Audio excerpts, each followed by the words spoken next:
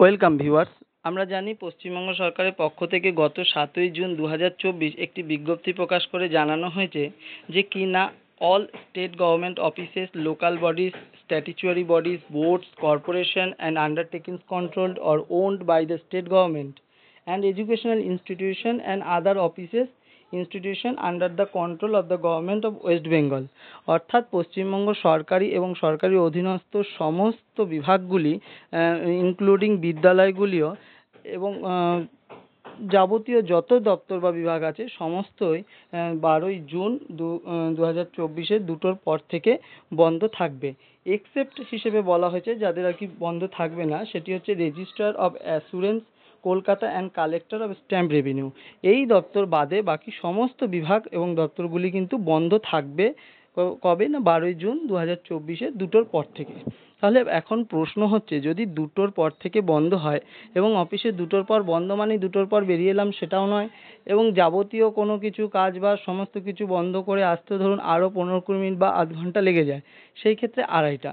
এবং আমরা এটাও জানি যে বেশিরভাগ কর্মচারী তারা দূরবর্তী স্থলেই কাজের সঙ্গে যুক্ত আছেন। এমন সংখ্যা হয়তো খুবই কম এবং হাতে গোনা আছে যারা তাদের সার্ভিস সেন্টার থেকে হয়তো খুব কাছাকাছি থাকেন বা নিয়ারেস্ট কোনো বিদ্যালয় কর্মস্থলে যুক্ত আছেন, কিন্তু বেশিরভাগ সংখ্যকই মানুষ হচ্ছে যারা দূরবর্তী স্থানে কাজে যুক্ত আছেন। তাহলে সেই ক্ষেত্রে তাদের সেখান থেকে ফিরে আসতে মোটামুটি যদি 30-40 কিলোমিটারও দূরত্ব হয় মিনিমাম বলছি, তাহলে সেই ক্ষেত্রে আরও 1.5 থেকে 2 ঘন্টা সময় লেগে যাচ্ছে।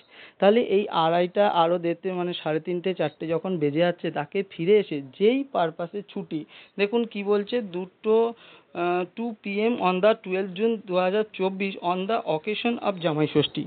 এই যেই পারপাসে ছুটি সেই পারপাসটা কি আদৌ কার্যকর হচ্ছে তাদের জন্য?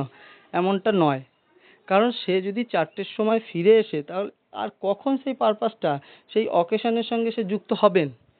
তাই এই ধরনের পাবলিকলি নোটিশ তা সরকারি কর্মচারীদের পক্ষে টোটালি প্রহসন ছাড়া কিচ্ছু নয়, জাস্ট কমেডি। অর্থাৎ পাবলিককে জাস্ট জানানো যে হ্যাঁ আমি কর্মচারীদের ছুটি দিচ্ছি, এর বাইরে আর কিছু নয়।